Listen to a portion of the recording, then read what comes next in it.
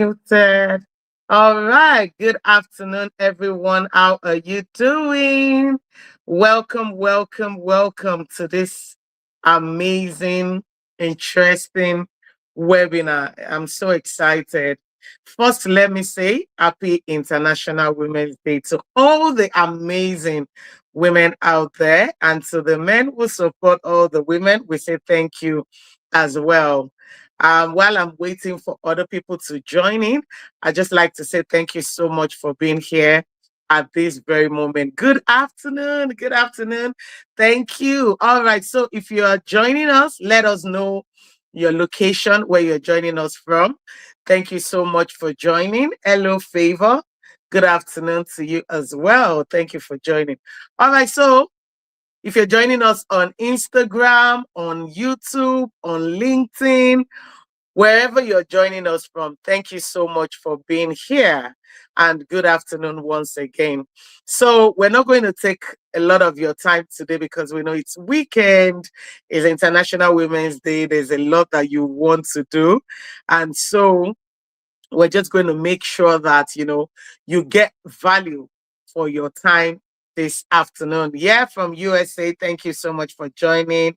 If you can tell me your name as well, I think that would be nice, so I can say XYZ. From Amara from Enugu, thank you so much for joining. Thank you so much for joining. We're super excited to have you here today. So if you're just joining us, I'm sure you already know why you're here. Today is all about our health, it's all about us. We're going to be asking lots and lots of questions. So today we're talking about breakthrough health solutions for every woman. Breakthrough health solutions for every woman. And this program is brought to you by TeleDoc in celebration of International Women's Day 2026. Absolutely. So we're not going to waste your time. We're going to get started. I have my speakers backstage already, so I'm excited. I'm super excited. Now, for us to start, I would like to um, just play this video for you to have a little bit of information about what TeleDoc does. After which, we're going to get started and it's just going to go on and on. If you have any questions, make sure you keep dropping your questions as we go by. And then as soon as it's time for us to answer the questions, I would read through the questions as much as I can. We usually have lots of questions, but please just drop your question. If there's a particular doctor you would like to respond, you can equally say this question is for XYZ, right? That would really help. All right, so I will be right back. Someone messaged me.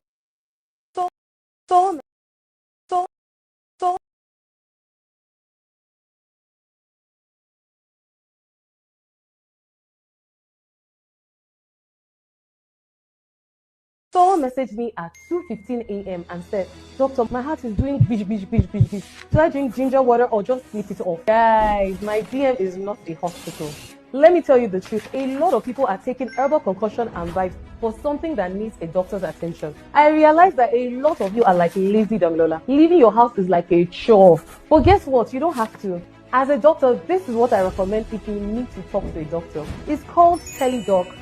Just download the TeleDoc app and search for a doctor. You can book a video consultation and get your prescription, all without leaving your bed in your wrapper. I can see Damilola smiling. And I've not even said the best part yet. There are over 400 verified doctors on the app, including specialists across every field. Trust me, you'll be spoiled for choice. Doc, this boil in my bum has been there since 2018. Doc, I think I swallowed my earring in my sleep. Doc, my stomach is cold in the morning, hot in the afternoon, and this evening it's feeling anyhow. Please stop asking Google and your neighbor that has a diploma in catering science. If you want real Nigerian doctors that understand your language, your environment, your food, or if you want to avoid hospital queues, or you want to save time and still get reliable medical advice, download the TeleDoc app. But Damilola, if you're experiencing medical emergency like chest pain, severe bleeding, or anything that is life-threatening, please go to the nearest hospital immediately. The TeleDoc app is not for emergency or urgent care. Don't wait till you have tried bitter leaf, ginger, rub, and regret. Just download the TeleDoc app today and speak to an actual doctor. Now you know. All right. Now you know. Absolutely. Make sure you're talking to real doctors. Make sure you're taking care of yourself and your health. All right. Welcome, welcome. Good afternoon once again. Today is a very, very, very special day. Across the world, we are celebrating International Women's Day, a day that reminds us of the strength, the resilience, the brilliance, and impact of women everywhere. I am truly honored to host this important webinar organized by TeleDoc, focused on something that affects women at every stage of life. Our health, very important, right? Mm. The theme for today's conversation is breakthrough health solutions for every woman. Fertility, kids, and your health is incredibly powerful. Such an amazing theme. Because the truth is, when a woman is healthy, a family is stronger. And when families are stronger, communities thrive. Yet, many women still face challenges when it comes to accessing the right medical information, the right doctors, and the right support at the right time. Questions about fertility, children's health, and our own well being can sometimes feel very, very overwhelming, confusing, or even lonely. But today, we're changing that narrative. This webinar is about knowledge, this webinar is about access, and this webinar is about empowerment. We have gathered an incredible panel of experts who will be sharing their knowledge and experience with us, from fertility to dentistry to general health and pediatric health. These are professionals who are passionate about helping women live healthier and fuller lives. And that is exactly why TeleDoc exists, to break barriers and make quality medical consultation accessible to everyone, no matter where you are. Today's conversation is not just about listening, it is about learning, it is about asking questions, it is about walking away with information that can truly transform lives for you, for your family, and for the women all around you. So, wherever you're joining us from today, I want to say thank you.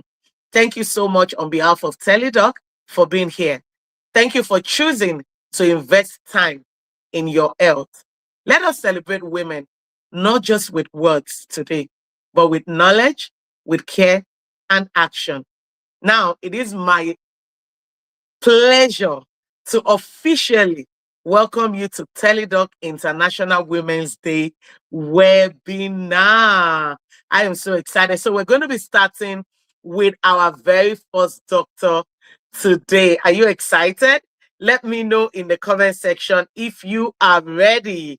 Let me know in the comment section if you are ready, because I am definitely ready. So I'd like to know in the comment section, are you ready?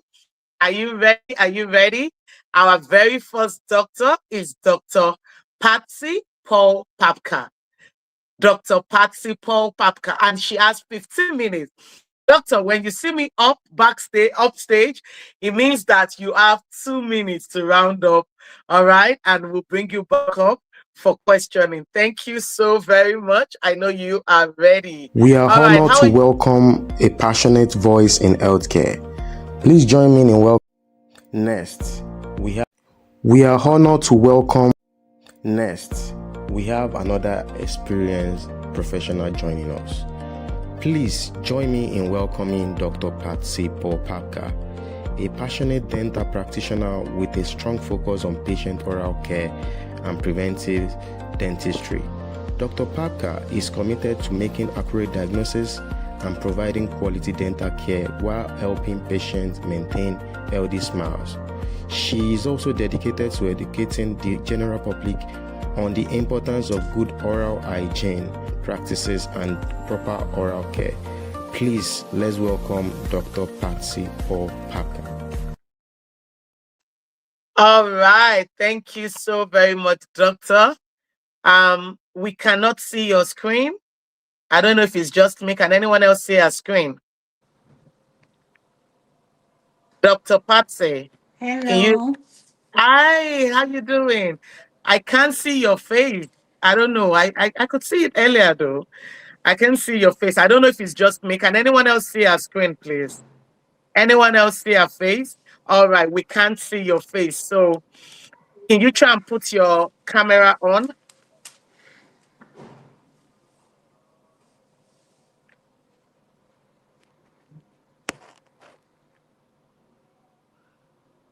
Okay, so everyone else cannot see.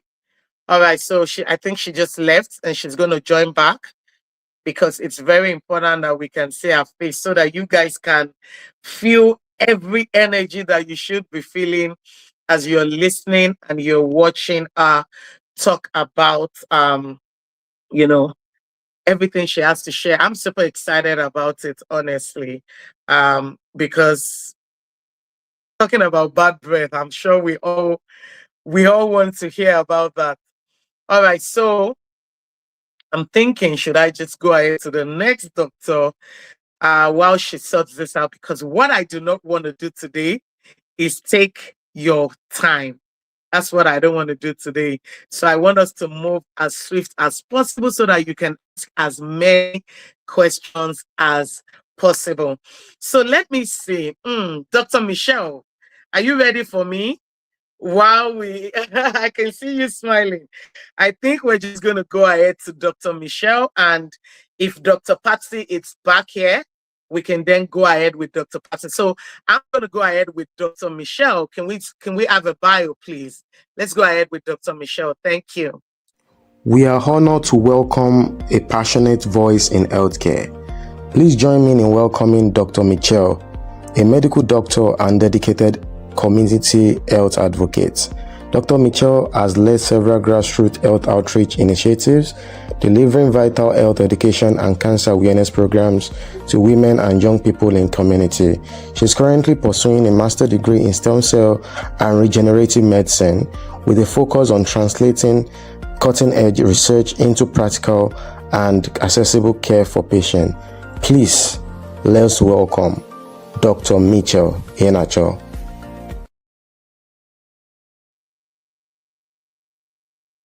All right.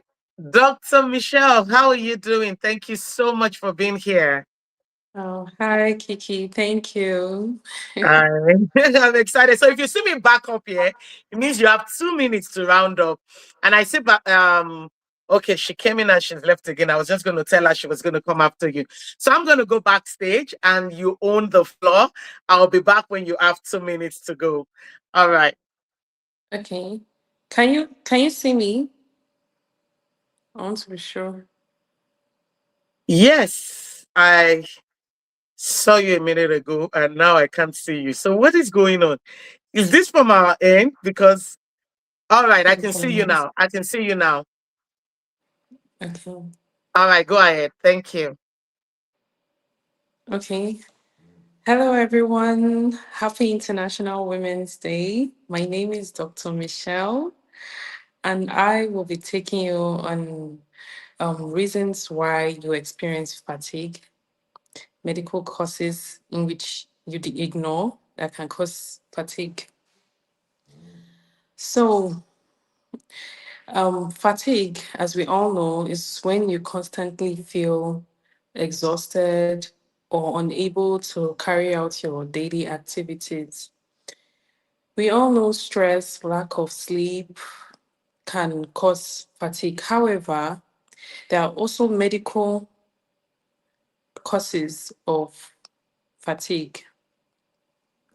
So, I'm going to tailor this to women as today is International Women's Day on the causes of on the medical causes of fatigue. So, first, fatigue can be caused by anemia. Anemia is when you have simply when you have um, blood, low red blood cell volume. We have a particular value in which I won't bore you with the nitty gritty of that. So first, I will start with anemia. So a common cause of anemia is low iron levels, which is commonly seen in women, menstruating women, and also in pregnant women. So when you menstruate, you can lose a significant amount of blood, especially when you have heavy periods. For example, if you use up to 5 pads or 7 pads in a day, you can say that that's significantly a lot of blood you're losing in your period. So it can cause fatigue as a result of low blood levels. And if you notice, other symptoms you may experience with this are you find out that you feel irritable, you find out you feel weak, you find out that if you're really fair, you may even experience pale skin and restlessness. You can also see that your nails are also brittle. When you check your nails, you see they look really weak or they break easily. So in menstruating women, this is very common, and a simple remedy for this is by iron supplementation. A way to medically assess this is by checking your serum iron levels. When you go and see your doctor will do a full blood count to check your red blood cell or hemoglobin level, and also check your serum iron level. So you can boost your iron levels, especially after your period, by taking green leafy vegetables such as spinach, and also by taking liver, boiled eggs, and so on.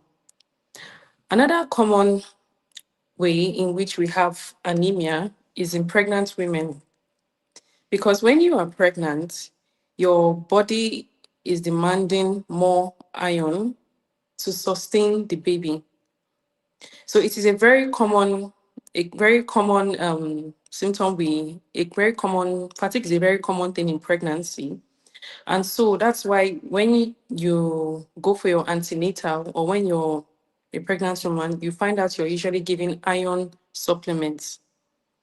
So iron supplements usually helps to supplement usually helps to boost your iron levels, but even you shouldn't just depend on supplements. You should also focus on your diet. Taking green leafy vegetables too is also a natural way to boost your iron levels. So, aside that, we have other causes of fatigue. Your hormonal changes during menstruation. There's a certain period in your cycle that you notice that you tend to always feel tired, especially during the first stages of your menses. So other changes. So I wouldn't like to keep you for long. So other ways or other causes of fatigue.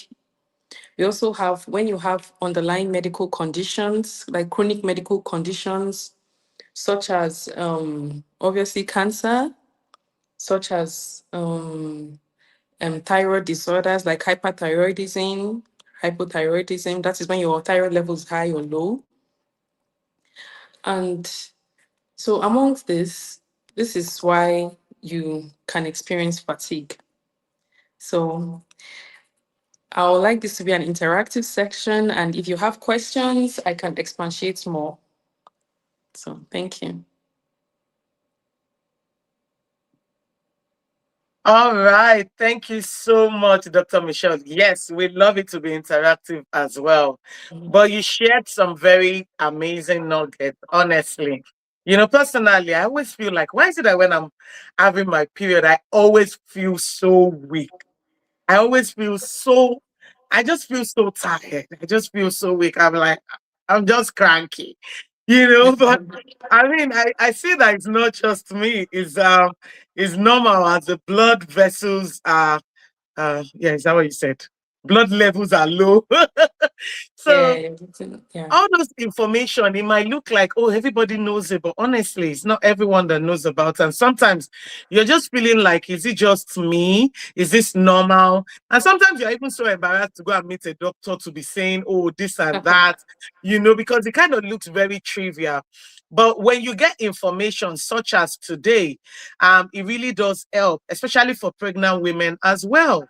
And I like the fact that, yes, supplements are awesome, they're good, but what are the natural things from food, from vegetables that can also help? So I think as we go along in asking questions, we will definitely ask questions about the ways that other things that we can do. So I'm going to take you back off stage, and then when it's Q&A, I'll bring all the doctors up so that we can take all the questions. Thank you so much for not taking too much time and explaining, giving value in such a short time. Thank you so much, Dr. Michelle, and I'll see you Thank back you. off stage when it's time for Q&A. Thank Okay, you. thank you. Thank you. All right. So that was Dr. Michelle. Yes, I definitely got value. See, my notes is already full from just few minutes of our conversation. And that's what we're here to do. We're here to learn, but above that, we're here to ask questions. So guys, start typing the questions. Yes, this is free health consultation. This is free health consultation. Yes, Olive says, thank you, Dr. Michelle. Thank you very much. All right, so we're going to bring upstage Dr. Patsy. We listened to her bio earlier, so we're just going to bring her upstage so she can share with us. And remember to start dropping all your questions. I hope that, yes, I can see her now. Dr. Patsy, can you see and hear me? Hello.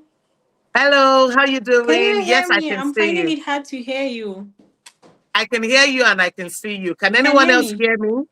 Yes, I can hear you and I can see you. Okay. I don't know if well. All right. Good afternoon, everyone. My name is Dr. Papka. Paul Parsi Papka is my name, but you can call me Dr. Papka. I'm a dentist and I'm here to talk about gum bleeding and halitosis. So halitosis, known as fetal oris or bad breath, is a very common topic or a very common concern amongst individuals.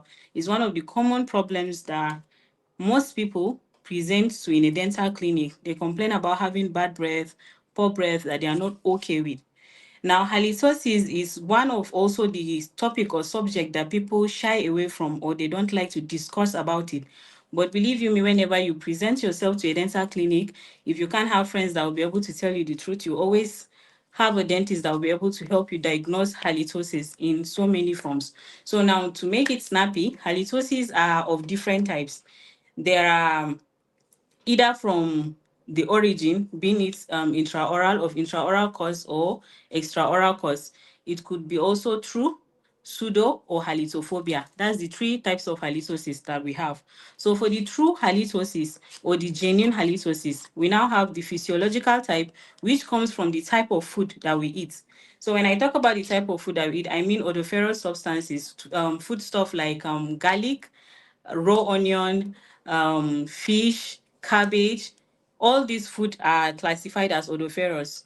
Then we have that falls under the genuine type of halitosis, that falls under the physiological, because sometimes you find out that after eating you still feel like you have breath that is unfresh, or you feel like your mouth stinks or has a bad smell. That type is known as the physiological and is usually, I wouldn't say inevitable, but it's just one of these things that are common with the type of food that we eat. Then for the genuine type that is pathological, it can either come from the mouth, that is from the oral cavity, or of non-oral causes. And for the oral causes, we have conditions like having large cavities that allows accumulation of food particles in between. We have conditions like gingivitis or periodontitis. That's the tissues that are holding the teeth together. When they undergo certain inflammation or infection of sorts, They allow what we call pockets. We call it pockets. The way you have pockets on your trousers, you have it in between your teeth that allows food to pack in between. And when that happens and it stays for a long time, we have bacteria in our mouth that normally they act on this. So they tend to cause what do you call it? Those foul smell that we perceive. They produce sulfur or volatile compounds that smells in our mouth when we speak or stay for a long time without talking. Now, another very common cause of halitosis is also xerostomia, or I would say slow flow or rate of saliva in our mouth. So one of the things we always advise people to do is to hydrate. You should hydrate as much as you can after eating, before eating, even if you're fasting, especially this fasting period now, you are expected to always hydrate. You can use water, you can use cold water, ice water, anyhow you want it, but you should always be hydrated, because the absence of saliva in the mouth also encourages this bacteria to continue to produce those sulfur compounds that we are talking about, and then it presents as foul smell that comes out from our mouth. Then we could also have other comorbid conditions that could contribute or cause halitosis, such as diabetes mellitus. That's one of the comorbid conditions that can cause halitosis. Then we also have some drugs, antihistamines, antihypertensive drugs, all these drugs that causes xerostomia or zero saliva or slow flow of saliva in the mouth actually leads to halitosis. So it's not just of intraoral origin. Those comorbid conditions I talk about are non-oral causes. They fall under the non-oral causes, and they can also cause halitosis. We also have upper respiratory tract infection, lower respiratory tract infection. Well, yes, another thing is ulcer. For people that have peptic ulcer, duodenal ulcer, GERD, that is gastroesophageal reflux diseases, all these conditions that are of gastrointestinal origin, they can also present with halitosis. So I understand it's a very, very sensitive topic. However, when you come to a dental clinic, we have steps to actually diagnose your type of halitosis. Now, this is the genuine that we've talked about. Now, for the pseudo halitosis, it is the type of halitosis we call the false halitosis, where you just feel like you do have halitosis, but you actually don't. Or the presence of bad stink or bad odor is not, I would say, identified by your dentist or a third party. So this type of halitosis is known as the pseudo. Then for halitophobia is usually seen in cases or patients that have already undergone treatment of the genuine type of halitosis or the pseudo halitosis, and especially people that have OCD, people that are always aware of let's say tiny discomfort, tiny dirt, little bit of mouth odor and all. They feel like they just do have halitosis, but actually the problem is not about it being present, but the fact that they detest it. So it's just there. It's just an erroneous belief that there is actually halitosis, but there isn't. So these are the three types of halitosis that we face, and all of them have a way to diagnose them and also a way to treat them. I don't want to go into the nitty-gritty of talking about how to diagnose. If you have questions about that, you can bring it up. I think this is the general knowledge that I want to talk about when it comes to halitosis. Then on to gingivitis or gum bleeding. Gum bleeding or gingivitis, the most common cause of gum bleeding or gingivitis is actually poor oral hygiene. There are no two ways about it. Most common or most implicated is poor oral hygiene, and that is why we always encourage good oral hygiene practices: to brush your teeth regularly, twice daily, use a soft bristle toothbrush, use a fluoride containing toothpaste, hydrate, desist from taking sugary containing food substances, replace your soda and your refined juices with vegetables and fruits as much as you can. Yeah. So when it comes to gingivitis, gingivitis has common symptoms that patients present with. To start with, you feel like whenever you brush, some people will tell you, when I brush, I feel like when I spit out, I see blood in it. So bleeding is one of the symptoms of having gingivitis.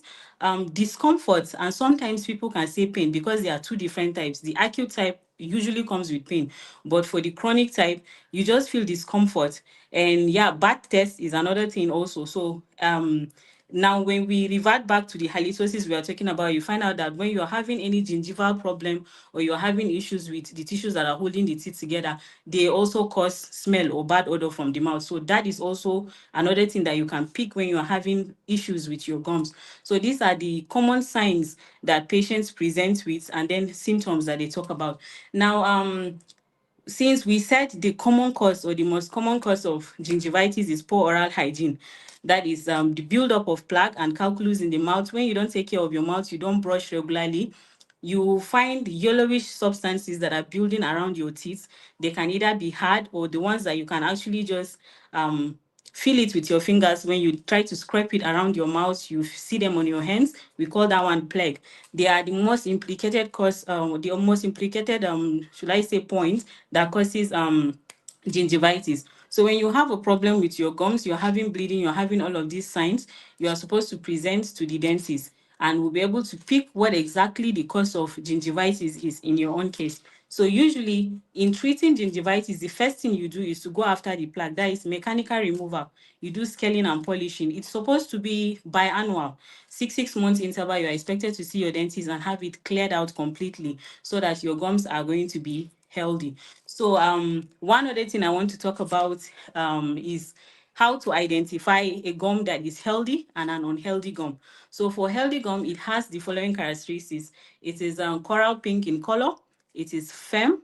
It has knife edge, that is a sharp edge, and it is, of course, it doesn't cause bleeding, or you wouldn't have to see spontaneous bleeding or bleeding on, let's say, simple trauma in your gums and all. So there are also different types of these gingivitis that we're having. It can either be localized, just a particular place. It can be generalized. It can also be one other that we call the discomnative type. So those are the types that you can actually have. Then for the other causes, the use of appliances, dental appliances like dentures, the use of orthodontic appliances can be implicated in the cause of gingivitis. Then also comorbid conditions also, and then the types of drugs that people get exposed to by treating some conditions. So whenever you are having problems with the drugs that you are taking, and one other thing is also hormonal changes. Hormonal changes, especially in women. Today is International Women's Day. So I think I'm going to be a bit biased. So for our pregnant mothers, our pregnant women that are out there, if you're having issues with your gum, you're noticing swelling, bleeding, and the color of your gums is changing, the discomfort and the pain, it usually just comes with hormonal changes. They are also part of the causes of gingivitis. So basically, this is what I want to talk about when it comes to both halitosis and then gingivitis. Thank you very much for your attention. Wow, thank you so much. And that is a whole lot. That is a whole lot. And I just want to say thank you so much, Dr. Papker, because this is one topic that we rarely find people talking about all the time, bad breath. And it's also very uncomfortable to tell someone that they have a bad breath, right? And so I wish we can talk more about this. I've learned a whole lot, and I do have questions as well, but I'll wait for the Q&A. So I'm going to bring you back up stage. Yes, so please keep dropping your questions. We already have questions for Dr. Michelle. Please keep dropping your questions, because after all the doctors are done, we will bring all the doctors back up stage, and you will now will start reading the questions and directing it to the various doctors that will be responding. Thank you so much, Dr. Papka. This was such an enlightening session. Thank you, and I'll bring you back up stage in a few minutes. Thank you. All right. Wow, that was Dr. Parker. Honestly, I have learned a whole lot today, and I'm so excited. So we're going to bring up stage another doctor, and we're talking about why am I not getting pregnant? The hidden fertility factors most couples miss.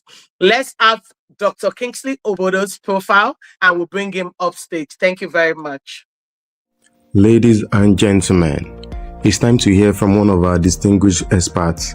Please join me in welcoming Dr. Kingsley Obodo, a consultant gynecologist and fertility specialist with over 10 years of experience helping individuals and couples achieve their reproductive goals.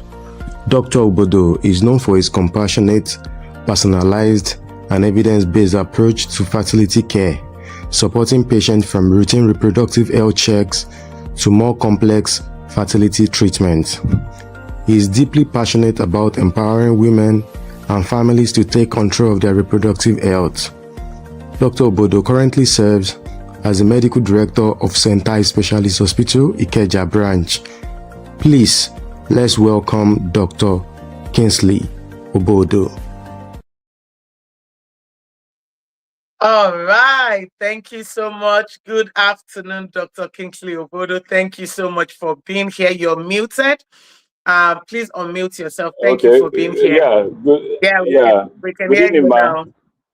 Good evening, sir. Thank you for Yeah. being here. We're so grateful when we see men Yes, that I'm honored. do everything for I'm women. honored to We're be here. excited. Thank you so much. So you have the floor. I'll be back up when you have 2 minutes to go, when you're rounding up. Thank you so much. Yeah. Thank you very much. It's a great honor to be here to share the little time I have here. Why am I not getting pregnant? The hidden fertility factors that most people ignore. I would like to start by explaining how conception, which is the foundation of getting pregnant, occur. Once there's exposure, which is following sexual intercourse, there's release of spermatozoa into the vagina. And these spermatozoa find their way through the cervical canal, through the uterus, to the fallopian tube, where they meet the eggs or the oocytes that has been extruded during ovulation. So for conception or for pregnancy to take place, there are 4 key events that must take place. Number one event, there must be exposure. The second event is that there must be release of the eggs. The third event is that the 2 gametes, which is the oocytes and the spermatozoa, must meet, and their meeting point is in the fallopian tube. And the fourth event that must take place, which is the rate limiting step, is implantation, when the embryos that have been formed from fertilization of the spermatozoa and the oocytes meet implants in the uterine cavity. So for pregnancy to occur, those 4 events must be top notch. Now, if there are issues, what could be the issues? The key issues should also follow the trend, the particular 4 steps I mentioned.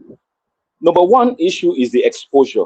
There are 4 key events that one must be able to answer properly in the exposure. The first one is the frequency of exposure. How frequently is exposure? The increased frequency, with increased frequency, there are likelihood of pregnancy than people who probably meet infrequently. The second factor again is now the duration. We know that this event I mentioned, the probability or the fecundability of it happening in 1 menstrual cycle is about 25%. So it may take some time for pregnancy to be achieved. We know that for women who are less than 35 years, this duration can be ascribed to be 1 year. But for people who are more than 35 years, then probably 6 months duration. So the time factor, the frequency is an issue in this regard. Then the second factor again is now the timing of the intercourse. People who meet during the fertile period are likely to get pregnant than people who meet outside the fertile period. Now, what is the fertile period? The fertile period is that point in time during the menstrual cycle when the chances of conception is actually very, very high. And for people who have regular cycles, like 28-day cycles, this could be from their day 12 to probably day 16. But this can vary depending on the woman's menstrual cycle. So the first thing you should know is you should be able to know your cycle length. Unfortunately, most women are not able to calculate their menstrual cycle or the cycle length. So you should know. And what is the cycle length? The cycle length is the very first day you see your period to the very last day. So the beginning of your period is the very first day of your current cycle, and it signifies the end of the previous cycle. So that is how to calculate it. And the fourth event that one has to now think of is now the quality of the exposure. And this is where the male factor comes in. So the count, this motility, and the morphology of the semen is actually very, very important in achieving conception. And now, once the sperms are deposited in the vagina, they track through the cervical canal. Now, the cervix is the gateway to the womb. which leads through the uterus to the fallopian tube. Now, the cervical factor is also very, very important and crucial in this stage. Now, during the fertile period, we call it before the fertile period, before ovulation, and you now have after ovulation has taken place. Now, the cervical changes helps to propel the spermatozoa through the cervical canal. And this effect is as a result of the estrogen effect on the cervical mucus. Most women will notice that around the peri-ovulatory period, just before ovulation takes place, the cervical mucus or the discharge, they start having very, very light, clear discharge that are stretchable and drawy. Now, this is as a result of increased estrogen level on the cervical mucus, and it is nature has done it in such a way that it helps to propel the spermatozoa through the cervical canal, through the uterus to the fallopian tube. But there are factors that can impede on this. People who have had previous pelvic inflammatory diseases that affect the cervix, cervicitis, that makes the cervical mucus hostile to this to the ascension of this thing, can probably may not be able to conceive.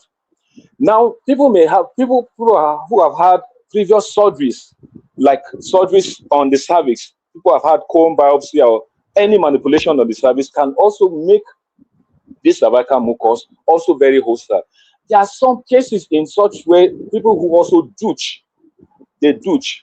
The vaginal millennium also helps in ascension, but people who douche, they distort the vaginal equilibrium, the acid-base profile of the vagina, and also increase the chances of women having vaginal discharges that may also worsen the progress of the sperm and all that. So those are the things that one should be able to note that.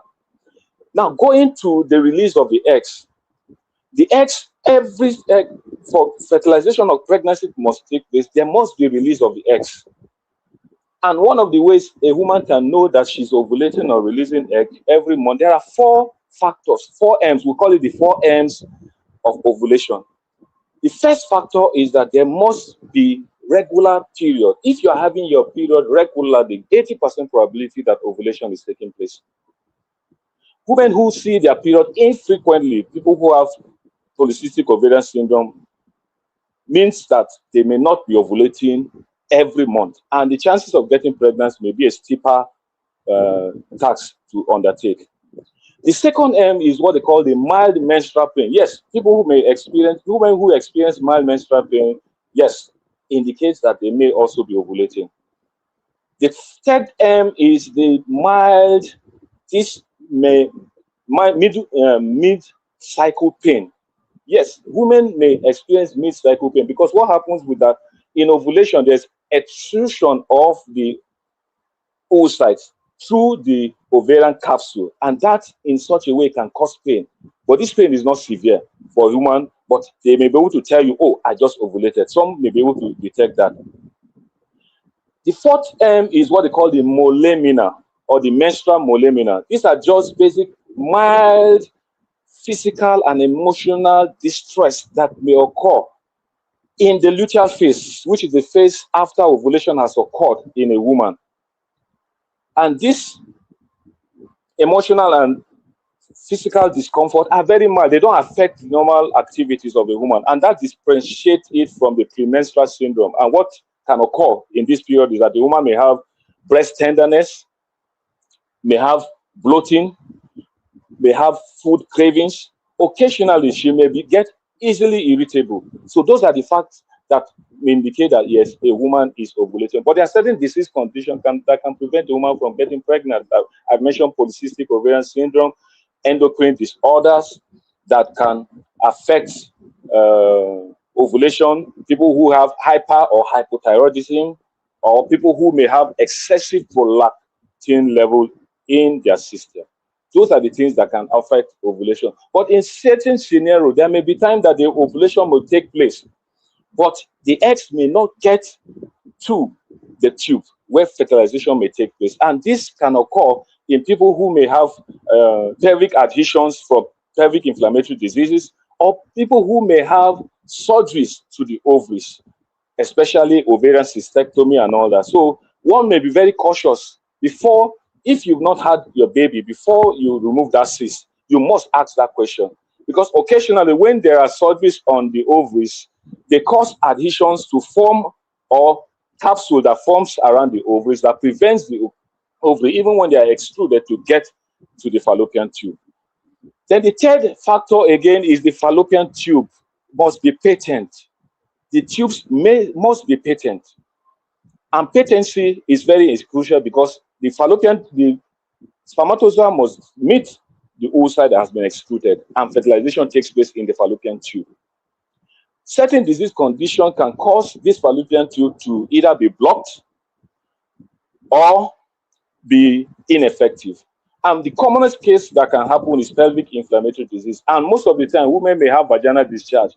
And that is why it's very important, once there is any vaginal discharge, you get properly assessed and properly treated. Don't just go to the hospital and take medication, because the consequence of untreated pelvic inflammatory disease can be catastrophical to the fertility journey of any woman. Then again, there are certain conditions also, like appendicitis, that causes adhesions, inflammation of the appendix that causes adhesions around the fallopian tube. And that is why most people may have right tuber blockage compared to the left.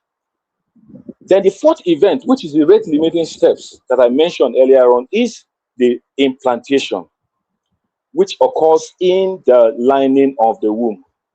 Now, for implantation to take place, there must be healthy and a well resectable endometrium. Now, we know that the endometrium is normally shed every month. And there are 3 layers of the endometrium. The first 2 layers is what is being shed every month. Now, which is called menstruation.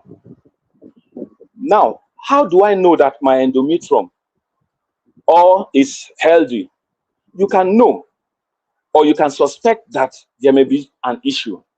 Number one, if your menses is extremely heavy, that could be an issue, because the normal menstrual flow should be between 2 to 7 days. But if it's lasting more than 7 days, then this could be an issue. If it's heavier than normal, causing heavy clots, then there could be an issue with that. Then you probably may need to get an assessment. Then on the flip side of it again, where you now have scanty flow or no flow at all, then that could also mean that the endometrial, there are issues with the endometrium. And these issues could range from being that there are probably adhesions. Adhesions could come either through procedures that have been done in the past, like D&Cs, or even abdominal myomectomy, or even abdominal myomectomy or hysteroscopic myomectomy, or any hysteroscopic procedures that require ablation and all that. So those are the things that could occur. Occasionally, you could also have intermenstrual bleeding. What it means that you've seen your period, it has flowed for 2 to 7 days, but later on it is still, you are now still seeing your period in between your period. That could be also be an indicator that there could be issues with the endometrial lining. And most of the time, what happens in such cases where you have infections, especially endometritis, you have patchiness of the endometrium. So where the healthy ones are shaded on time, there's delay in shading of those abdominal parts, which could also be an indication that there could be an issue with the uterine lining. I'll probably stop here and continue when there are questions. Thank you very much. Thank you so much, Dr. Obodo. Thank you so much. It's always a 3-pager when you Even in your 15 minutes, you've shared so much nuggets and knowledge. Thank you so much, Doctor. We already have questions for all our amazing doctors, and we just want you to know that we honor you and we're grateful for the gift of you all. And if you're just joining us, we've had Dr. Papka, we've had Dr. Michelle, and we just finished with Dr. Obodo. All these doctors are on the TeleDoc app, so you can have your virtual consultation with them, one-on-one questions with them on the TeleDoc app. Thank you so much, Dr. Obodo. I'll bring you back up stage when it is time for the Q&A. Thank you so much, sir. All right, that was Dr. Obodo, Dr. Kingsley Obodo, and I'm sure that, I mean, I can already see questions for all our doctors. So it's obvious that you and I are getting knowledge today. I'm excited for all the things that I've been able to learn totally free of charge. And the fact that I can also consult with any of these doctors virtually on the TeleDoc app is so exciting. So I hope you have downloaded the TeleDoc app. Have you? Have you? Have you? If you have not, we're going to be dropping the link so that you can click it. Make sure you download the TeleDoc app. Go there, type Dr. Michelle if you want to have a one-on-one consultation with her. Type Dr. Papka, type Dr. Kingsley Obodo. And finally, we're going to be having our final speaker before we start the Q&A. That is Dr. Miriam Afolabi. And, you know, is my baby normal?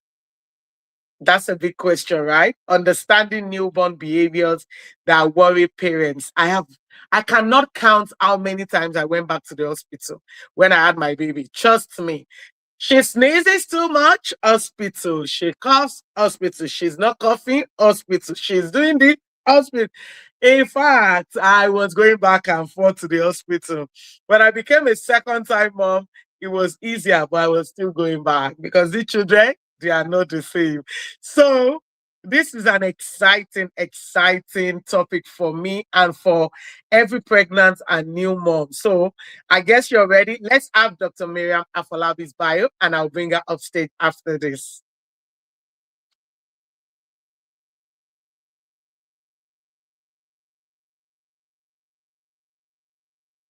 Okay, is it my network?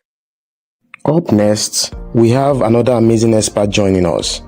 Please join me in welcoming Dr. Afolabi Miriam Okpeyemi, a dedicated pediatrician and a graduate of College of Medicine, University of Lagos.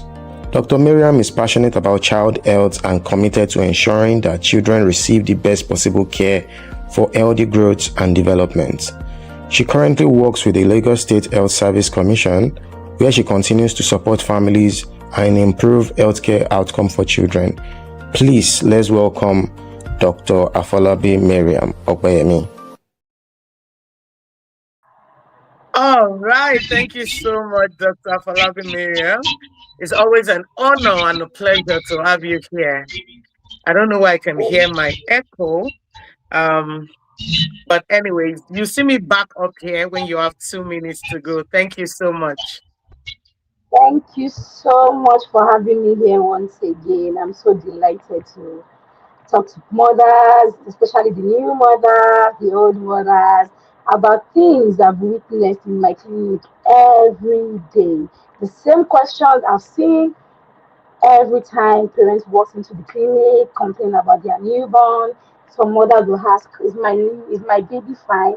Doctor, I noticed something in my child. Doctor, I've seen this in my child, which I don't see in other children. So those questions are what we are going to talk about, and we are going to tackle it together here. So just sit back, relax, and enjoy this wonderful small presentation I'm about to give you. All right, so what usually happens, the most questions I hear from parents are, Doctor, my child moved somehow, or my child shakes. So I'll be like, okay, can I see the video of this complaint you just laid?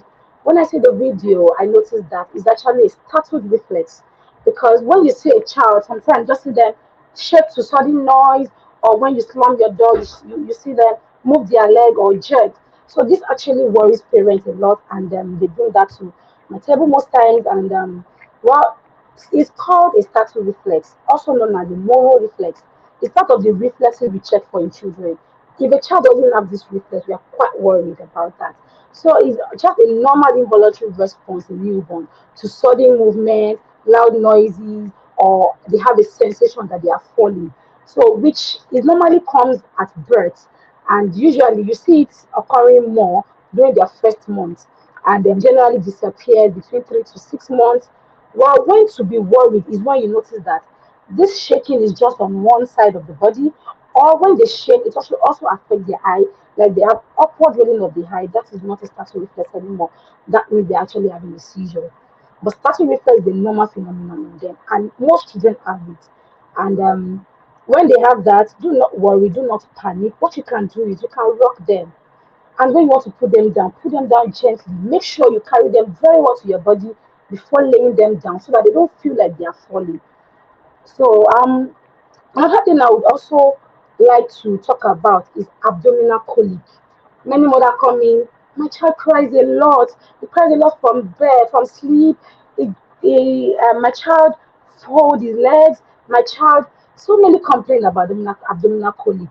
And our beautiful aunties, beautiful grandmas give all sorts of advice on what to do.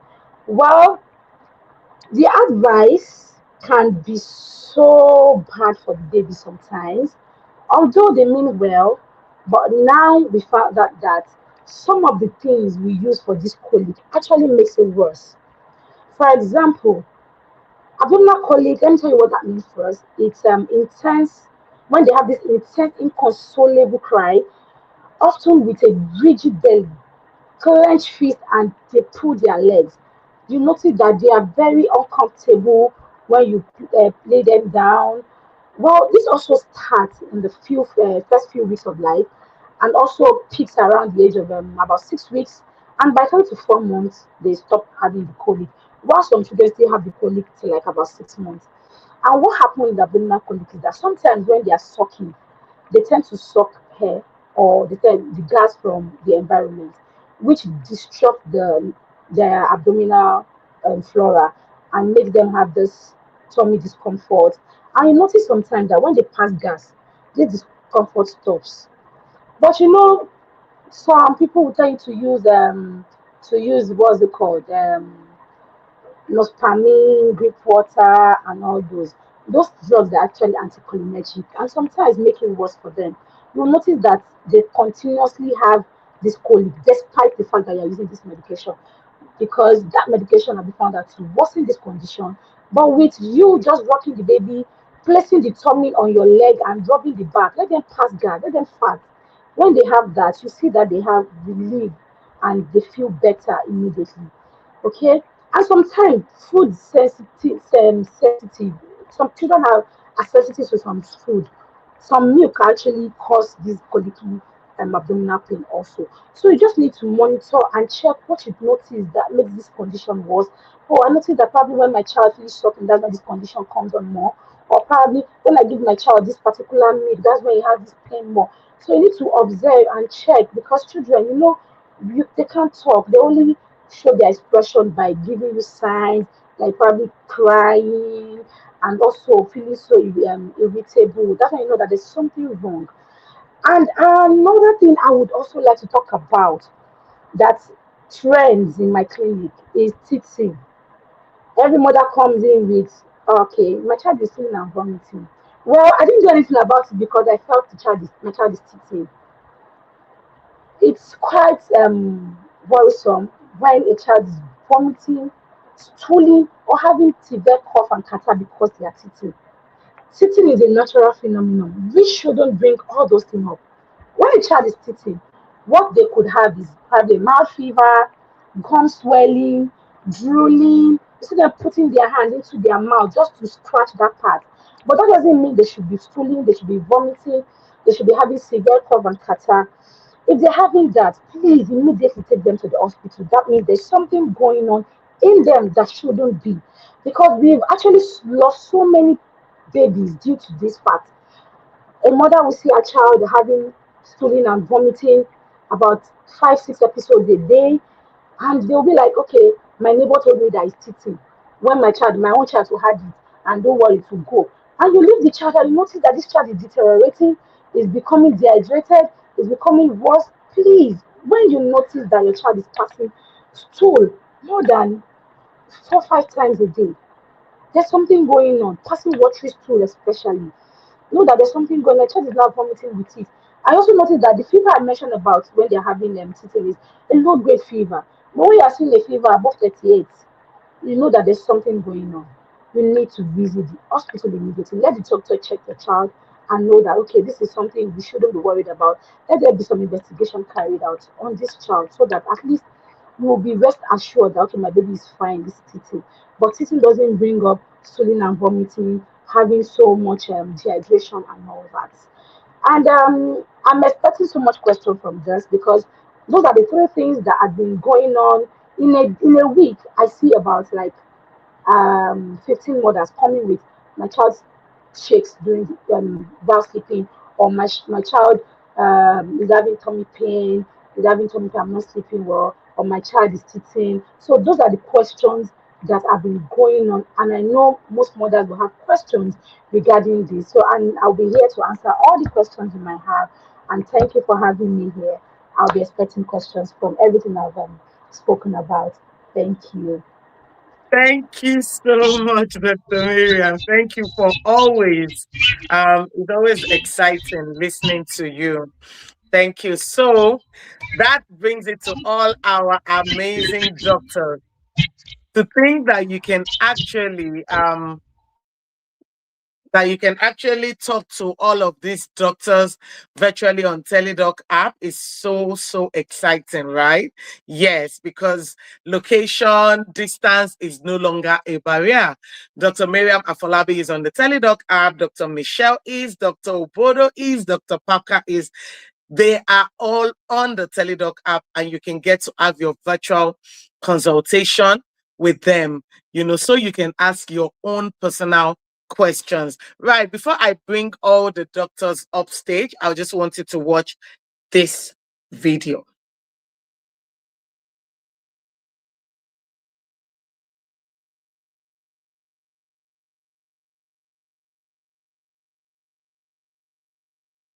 Hello guys, my name is Iyabo Ojo, and yes, today I bring you great news. Yes, I have an exciting announcement for you. For those of you who have not heard about TeleDoc app, well, I am bringing it to you today. It's your one-go app that leads you straight to your favorite doctor. Yes, what does that mean? Well, this app has over 500 doctors who are specialists in different medical areas. All you have to do on this app is just to download it, register, and sort for the right consultant. Now, everybody has that one thing that they would need to see a specialist for. Now, this app is that app for you. You don't have to stress yourself going to the hospital every time, wasting time on traffic. All you just have to do is just go on that app and search for the right doctor that meets your needs. So it's not just for those of you living in Nigeria, whether you're living in Canada, in America, in the UK, wherever it is that you are living. Guys, what are you waiting for? This is a good one. Don't forget to download this app. It's called the TeleDoc app. And note, always remember to check your health. Always remember that health is wealth.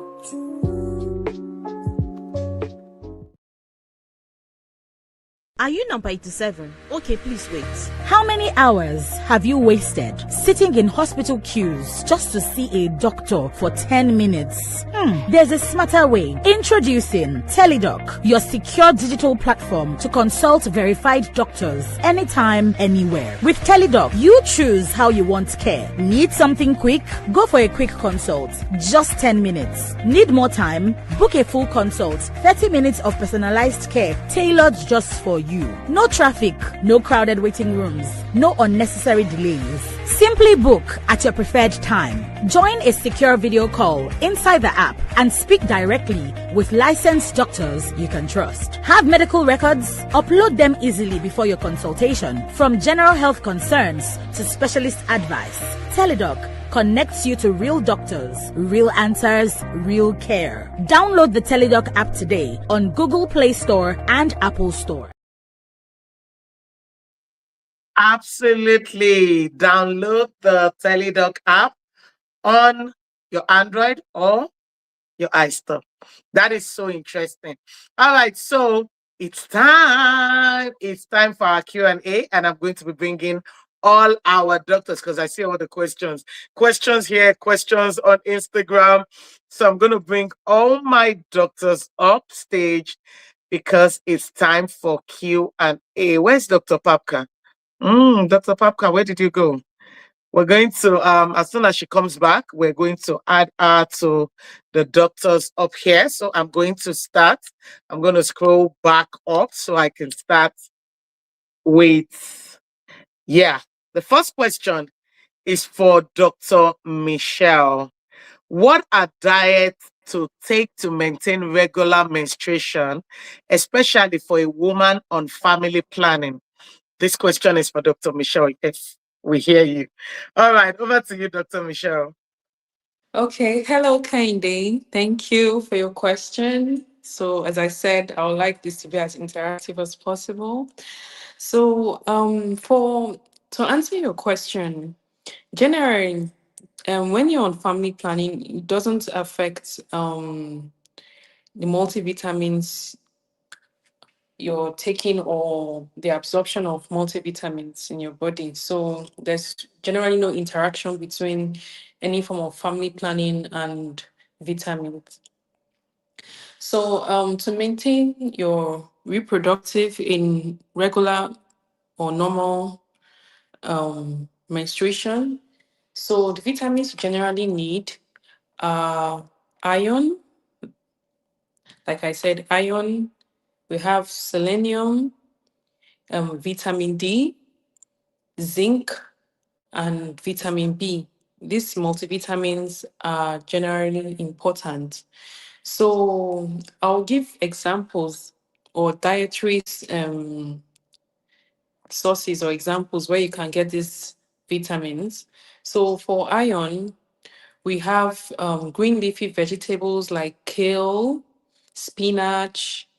You can also get it from beef liver. Then for selenium, you can get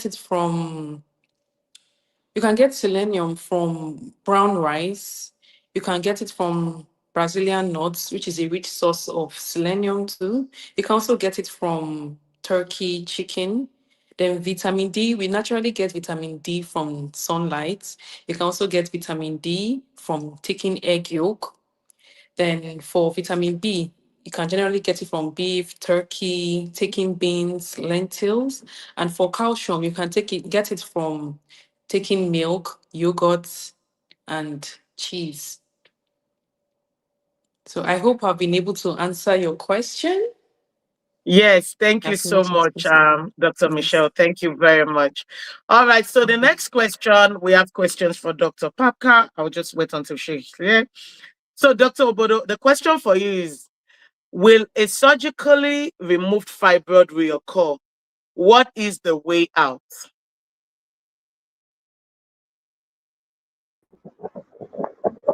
Yeah. So the question is, will a surgically removed fibroid reoccur? The question is, yes, it can reoccur. Now, recurrence of fibroid is about 11%. Likelihood of fibroid recurring is around 11%. Now, what happens Dr. during Obodo, myomectomy? there's a loud echo from your end. Okay, And let me try it and move. wasn't there. Is it Yeah, better it now? wasn't there when you were Is it here better now? before. Is Yes, it better now? it's better. Okay, Thank sorry. you. So I Go was ahead. mentioning, so I started by saying that yes, a surgically removed fibroid may reoccur. Now, why does it reoccur? Now, the chances of reoccurrence is about 11%.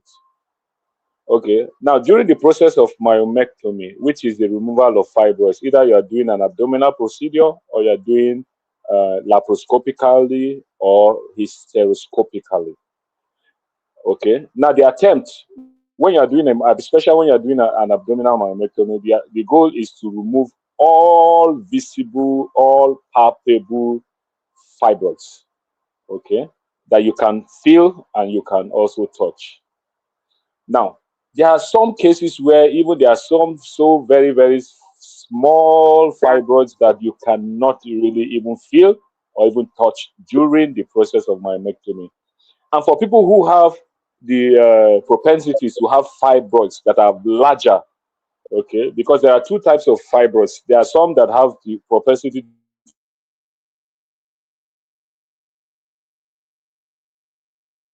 and there are some that have the propensity to be smaller. Dr. Bodo's network is fluctuating. All right, so while we wait for him to come back, I will take Dr. Papka's question. Dr. Papka, this question is for you.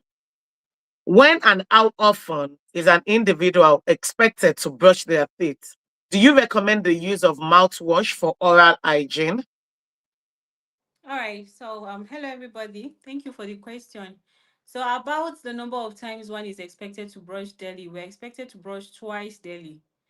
The one we do before we go to bed, after eating everything for the day, in exception of water, of course, and then the one we do after breakfast in the morning. So, it's supposed to be twice regularly.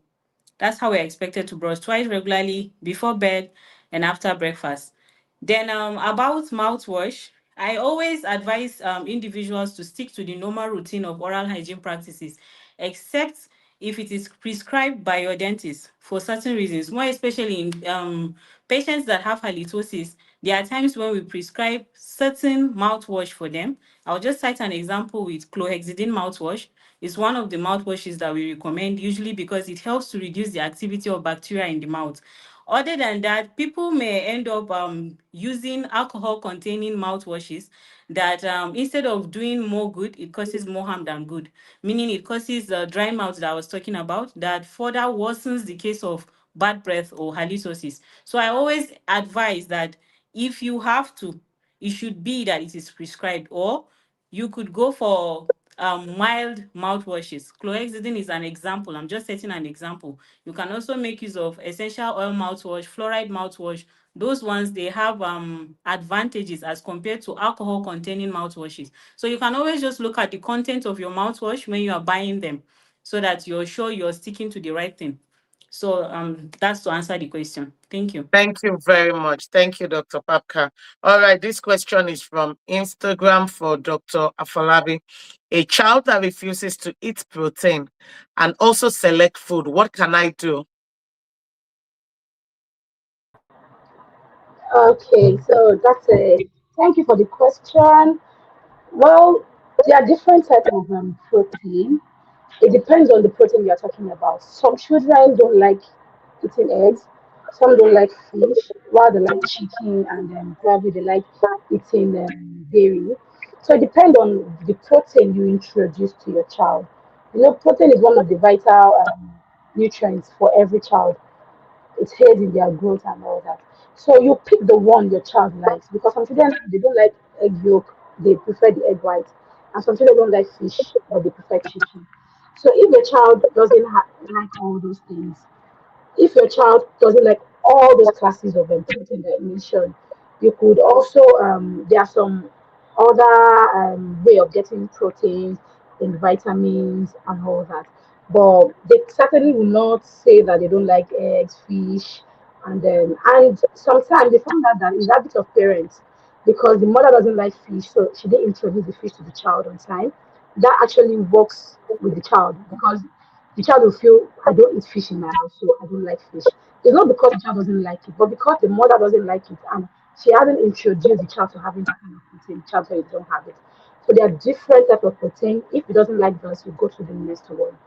Okay. So I think that is Thank you what. very much. Yes, thank you very much. All right, so this question is for Dr. Michelle. Please mute yourself. Thank you. All right, this question is for Dr. Michelle. How can someone tell the difference between normal tiredness from stress and fatigue that may signal a serious health issue? A lot of times, we just feel I'm just stressed, right? But maybe something is going on. This person is asking, how do you raise a fast alarm?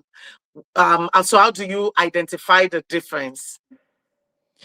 Okay. When you experience fatigue um, when you continuously experience fatigue, you should see your medical doctor. So the doctor will order you lab investigations to be done. So that is, at least you do a full blood count test to check your red blood cell counts and your packed cell volume to know if it is low or adequate, and can do further tests like checking your serum ferritin level. That is the levels of your iron stores. So these are indicators which will show if your blood level is actually low, and which will show if it is due to something causing destruction of your red blood cells, which is a common cause of anemia. So after doing those baseline tests, they can do further tests if they see that it is not just due to anemia, and with the other symptoms which it's mostly based on the symptoms which you complain about. You know, some people may come with other symptoms related to losing weight, weight loss. Weight loss is indicators of a chronic medical issue, such as maybe having cancer, or even as simple as a thyroid issue. So it also depends on the symptoms you present with. But the main thing is you have to see the doctor first, who will take a detailed history and examine you and be able to order the appropriate investigations. All right. Thank you so much.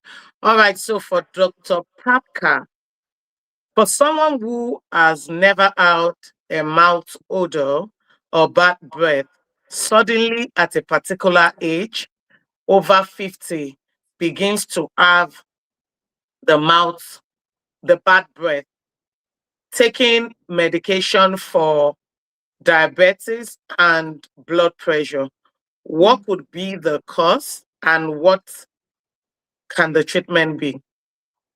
All right, thank you very much for that question. So, when I was talking about halitosis, I was making mention of non-oral causes of halitosis. Actually, I included comorbid conditions like diabetes mellitus as a cause of halitosis, and I also made mention of certain drugs that are implicated in that. Now, most of these drugs actually just causes dry mouth. That's just I would say part of what it does. As it has its advantages, it also has its disadvantages. It causes dry mouth.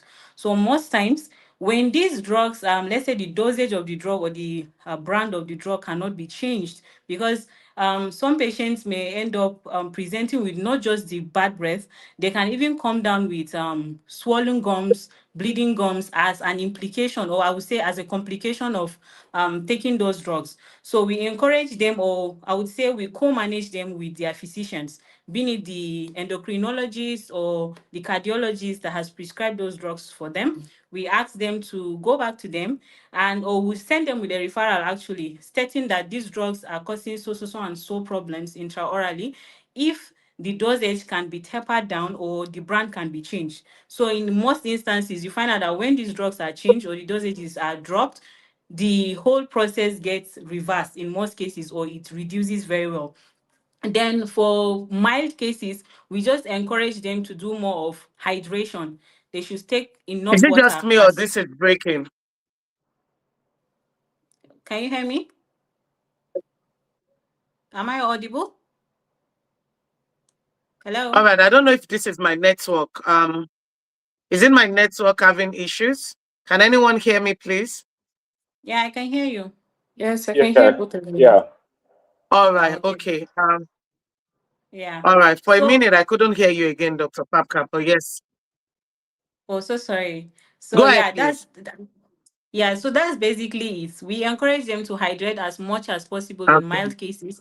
Then in cases where they have Hydration. Um, yes, we refer them actually, we refer them back to their physician, being it their specialists actually, to just work on the drugs that are given to them. So that's basically what is done. And then especially because of the age also, the person is saying 50 and above, right? We encourage good oral hygiene yeah. practices too. Very good oral hygiene practices. Sometimes we make sure we ask them to get someone to supervise them, or we ask them to or to remind them to always do some certain things to improve their oral hygiene. That's just basically it. And then the biannual dental visit to take care of plaques, calculus, and all. So that's just what we do. All right, thank you very much. Thank you. The next question is for Dr. Afalabi, I believe. How do we know that your child is teething? Does baby bites on breast represent teething? For colic, once the remedy, okay, I'm sure the person wanted to say what's the remedy and what is it to be administered for cold in babies, what is it to administer? So basically, there are three questions wrapped in one here. The person is asking, babies, biting your breast, does it represent teething? They are also asking about colic. They are also asking about cold in babies. All right, so thank you for the question. Well, we know TT usually start between 5 months, about 5 months to about 7 months. So when your child is within that age and you notice your child is biting on your breast, probably they're using it to scratch, they're using it to because babies can't talk, so they put you can see them putting their hand, see them biting on things and all that. They're actually using it to soothe themselves because of the discomfort they're having there. So it can be one of the things that you see in teething also biting onto the breast and all that. And for colic, like I mentioned earlier, the remedy for colic is that it's a natural phenomenon that happens to all child. As long as your child is sucking, because when they suck, sometimes they suck in hair and that disturbs their tummy.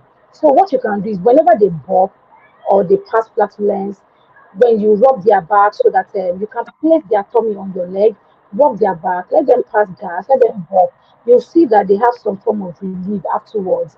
And like the drugs I mentioned earlier, they tend to they're anticholinergic and they can also increase this abdominal colic pain. So we usually don't give it out unless it is necessary and supervised. So we don't give them all those medication. When you do all that, you notice that your child gets better. Then another question you ask about having cold. Okay, cold it comes with for children when you mention cold is having cough or having catarrh. It has a particular season when children come down with all these symptoms.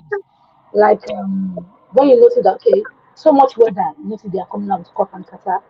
Too cold weather, they come out with cough and catarrh.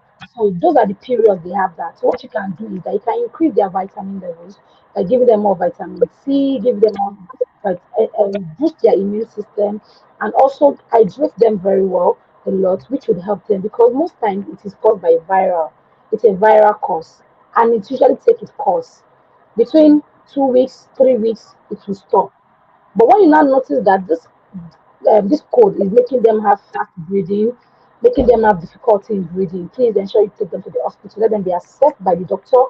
Doctor will listen to their chest, listen to the respiration, and say, okay, there's something going on there or not. But usually for them, it's a viral cause and it resolves on its own. Just hydrate well and give them enough vitamins through their food and also multivitamins. Thank you so much, Dr. Mary. And before you go, I'll just quickly read this question. When is the right age? When is the right age to start giving baby teething mixture? Okay, I would like to know the teething mixture because we have seen a lot of teething mixture that are very, very bad for babies. Hmm. Different people give different things. They'll say, okay, we've mixed this herbal concoction to stop teething. We've mixed this to bake the child to stop teething. Please, there's no teething mixture. There is Hmm. no teething mixture. If a child is teething, it is a natural process. It shouldn't cause vomiting, it shouldn't cause diarrhea, it shouldn't cause difficulty in breathing. If your child is having all those things, that means there's something going on with that child apart from teething. What they can have when they are teething is drooling, they can have swollen gums, they can have low grade fever. And with paracetamol, it will bring down the fever and it also help with the pain. There's some other things you can help them with, like cold cucumbers, cold carrots. Let them just be biting on them. It helps them it helps them relieve the symptoms, it suits them. So those are the things you can do. But no sitting mixture, please. Thank you. You have heard that. No teething mixture. So please, Joy, go have a one-on-one consultation with Dr. Miriam on the TeleDoc app. No teething mixture. All right. This question is for Dr. Obodo. After an operative hysteroscopy for uterine adhesion caused by CS done 3 times, did TVS and I did TVS and was told the endometrial lining is normal and still no period. Please, what should I do to have my period back? Okay. Thank you for that question. And apologies, my network just abruptly cut me off when I was answering the first question. Yeah, If there's time, I'll probably go back and conclude on that question. Now, she has had 3 previous cesarean sections, okay, and she had had a diagnostic, from what she mentioned, she had had a diagnostic stereoscopy, which shows that everything is perfect, and she's yet to see her period, okay. I believe that's the question. that's Okay. correct. Now the yes. So, but there are other factors that we also need to. What is our age? There are other factors that we probably want to probably ask further, if the age and all that. Then, of course, what we call amenorrhea or absence of menses. There are so many things that can cause that. Apart from the uterine factor, you can also have anything that could affect the ovaries, the functionality of the ovaries. Okay, so hormonal dysfunction can also be part of what may also be what is at play. Okay, so hormonal, anything within the hormone, the hypothalamus, the thyroid glands should be assessed. The ovarian functionality by doing a hormone profile can also be assessed. Okay, and doing a hormone profile, the prolactin level, and also it will be assessed, and that can probably further evaluate why she's not seeing your period. Okay, there are medications that can be used. It depends on now you're seeing your period. It depends on what we want to achieve. Is it that you want to probably get pregnant again, or you just want to see your period? That is also what your clinician will also probably discuss with you. And for their medications, if every other thing is fine, there are medications that can probably make you induce your period and for your period to come out. But the first thing you need to do is probably you need to probably have a proper assessment. All right. Thank you so much, Doctor. And yes, Joy has responded to say, I can hear you. So no mixture. I like that. I like that response. No mixture. However, someone said, but some children will vomit and stool. Dr. Miriam has talked about that earlier. If your child is vomiting, stooling, please visit the hospital. Please talk to your doctor. There's something else going on. It shouldn't be from teething. All right. But yes, you can go ahead and have a one-on-one consultation with Dr. Miriam. We have so many questions. Unfortunately, there's only so much we can take. We're supposed to finish in 2 minutes, but I'm just going to take this question. After delivery, this is for Dr. Obodo. After delivery, one had episiotomy and was sutured. During the healing process, it was observed that the vagina makes sounds like one is farting. What's the cause and cure to this?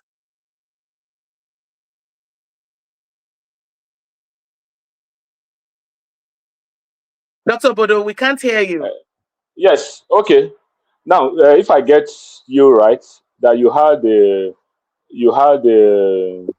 an episiotomy. Okay, an episiotomy. So following delivery, and the vagina is making a farting sound. Okay, that is very Absolutely. unusual. Okay, yeah, that is very unusual.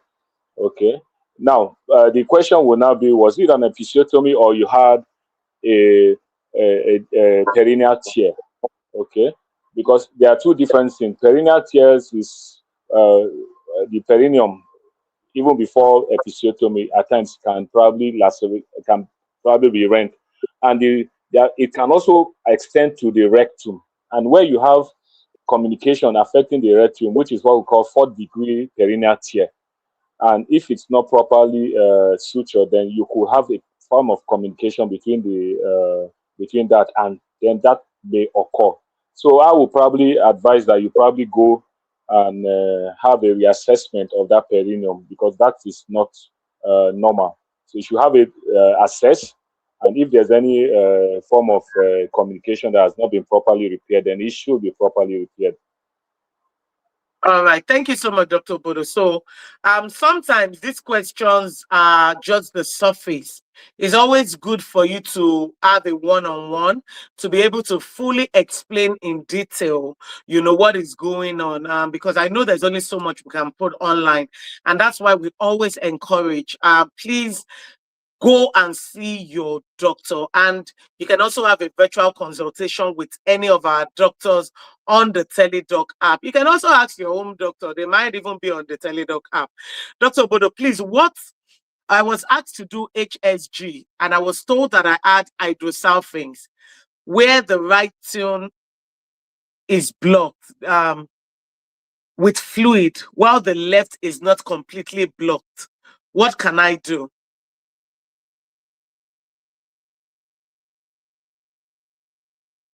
Okay, so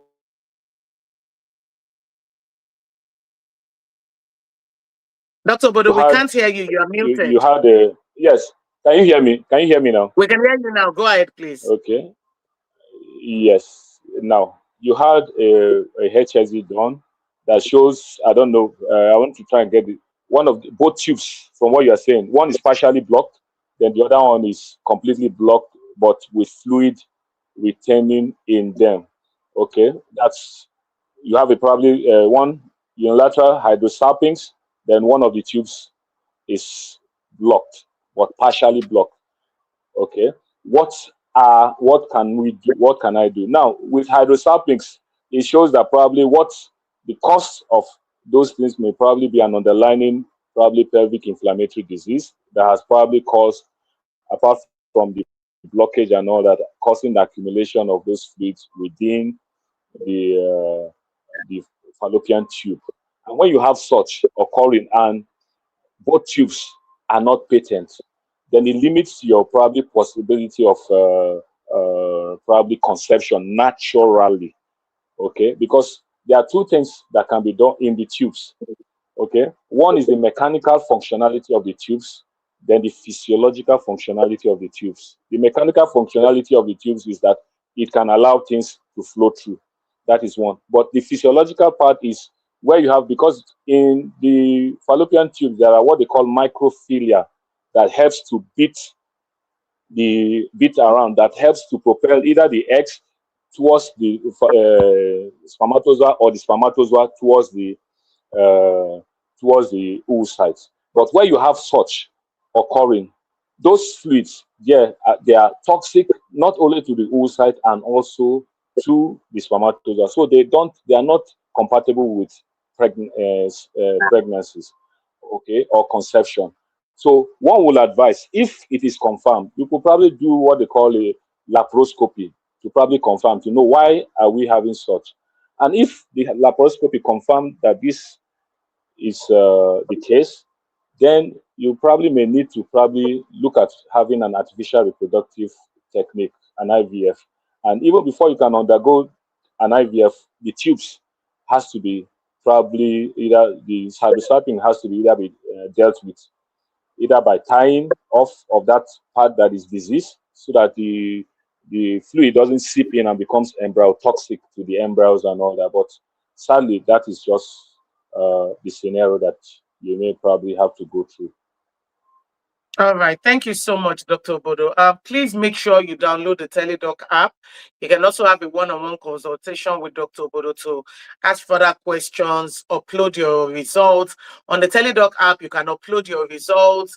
The doctor will give you their own notes as well. They give you the report of your consultation. If you need to go run any test, they give you all of those things. When you get it done, you upload it again.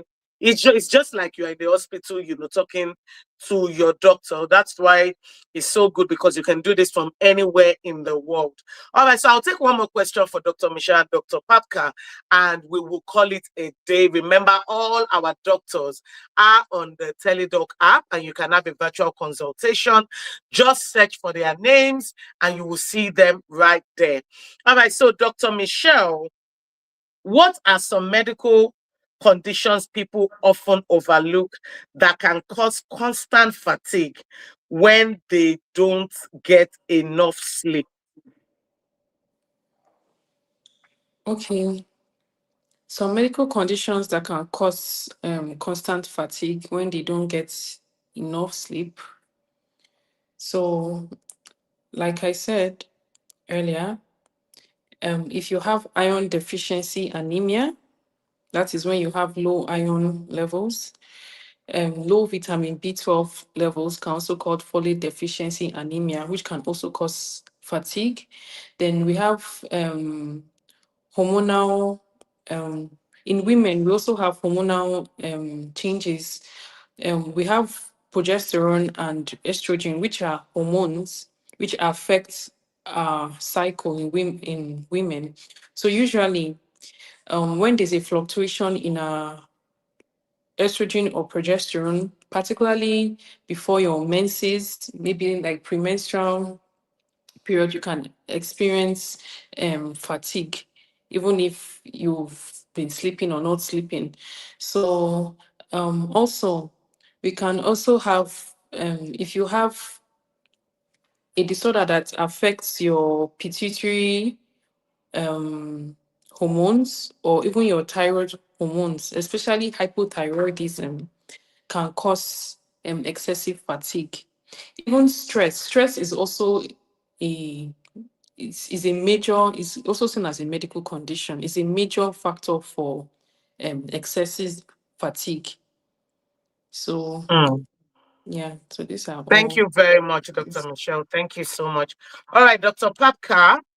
Um, the question came in two folds. A case where one does not have a bad breath, uh, a case where one does not have a bad breath, but one had issue with one of the top tooth. The bad tooth was removed, but sometimes the old there stinks because it was not filled. What can one do? All right, thank you so much for the question. Yeah, so usually when an extraction is done, I think I understand the question based on a procedure that was done already. An extraction was done for a tooth that is bad, if I get what she means. Well, when that happens, normally the physiological way the body responds to healing has a specific duration or period of time it takes before soft tissues and hard tissues completely should I say heal and close up the sockets. So I don't know how long the duration of time to which she had the extraction, but usually when extractions are done, being it surgical or simple extractions, there are post-op instructions that are given to patients to ensure you have a smooth healing process, such as the warm water and salt and rinse that you're supposed to be doing, and the drugs that you're supposed to be taking. And also, when patients or individuals default, they end up having complications with the normal, what do you call it, pattern of healing that is supposed to occur. But if you follow the normal pattern, doing all the things that you're expected to do, you are expected to have soft tissues, that is granulation tissues, to form within the socket, soft tissues to cover up that space.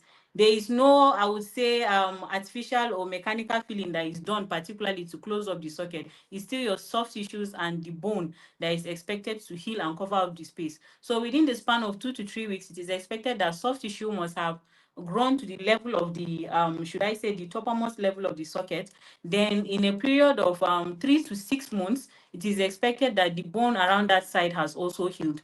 So if all of this did not happen in the first place, what you are expected to do is to present to your dentist. It might have been a traumatic extraction that you've had, where you have a lot of your tissues being destroyed or damaged around that side, or you just didn't follow the right procedure of carrying out your post-op instructions to ensure a better healing. So in that view, the dentist will decide either to graft, to suture, or depending on the extent of the damage that is done or how you present. So that is just it. So if you are still having that issue and it's been a long time since you had that extraction, you are expected to just go back to your surgeon and have it dealt with. Yeah. Thank you so much, Dr. Papka. The final question is it normal for a tooth not to grow back after 4 years of a child having extraction? Okay, so in this context, I do not know if you're talking about a primary or a permanent tooth, because every tooth in the mouth has the expected period of exfoliation and eruption. That is, the period is expected to fall out, and then the period where the succeeding tooth is supposed to come into the mouth.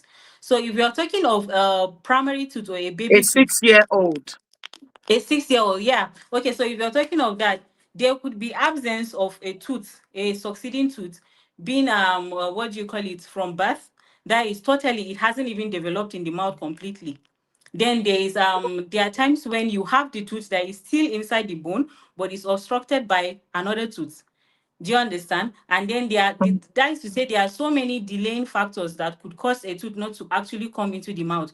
So what you're expected to do again, go to your dentist, have an OPG. There is an X-ray we call OPG, orthophantomogram, that shows the complete view of the teeth from end to end. It will give the person the ideal idea of what is happening in the bone. If there is an obstruction and there is a way to take it out, fine. If it is a problem with development, fine. If it is not even present at all, we can now start talking about prosthetic ways to replace the missing tooth. So there could be a lot of things that could be causing that, but only seeing your dentist and having to go through all of these investigations to be able to pinpoint exactly what you're dealing with, and then it will be dealt with depending on the, should I say, the course. Yeah. So that is All it. right.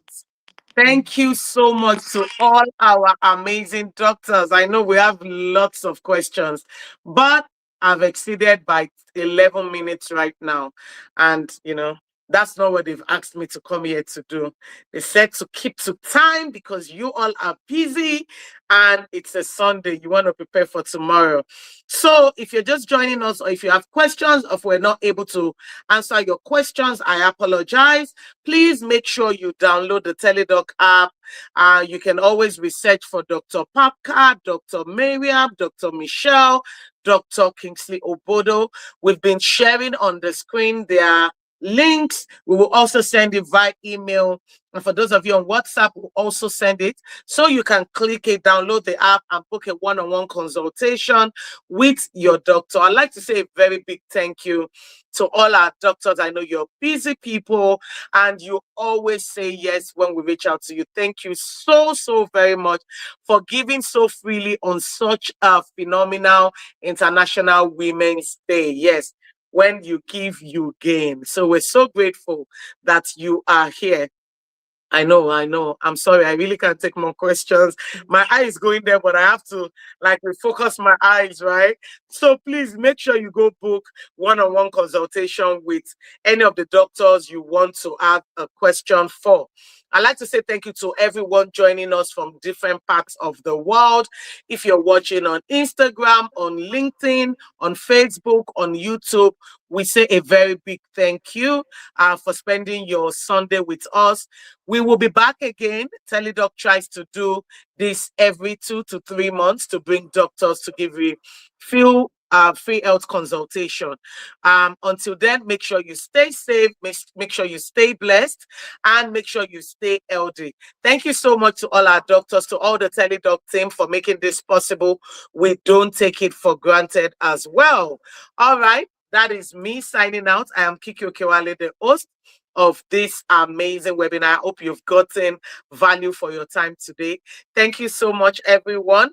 Enjoy the rest of your Sunday and make sure you stay blessed. Bye. Thank you, Kiki. Thank you, Thank you, everyone. Dr. Michelle. Bye. Thank you. Thank you. Bye. All right, bye, everyone. Are you number 87? Okay, please wait. How many hours have you wasted sitting in hospital queues just to see a doctor for 10 minutes? There's a smarter way. Introducing TeleDoc, your secure digital platform to consult verified doctors anytime, anywhere. With TeleDoc, you choose how you want care. Need something quick? Go for a quick consult. Just 10 minutes. Need more time? Book a full consult. 30 minutes of personalized care tailored just for you. you. No traffic, no crowded waiting rooms, no unnecessary delays. Simply book at your preferred time. Join a secure video call inside the app and speak directly with licensed doctors you can trust. Have medical records? Upload them easily before your consultation, from general health concerns to specialist advice. TeleDoc connects you to real doctors, real answers, real care. Download the TeleDoc app today on Google Play Store and Apple Store.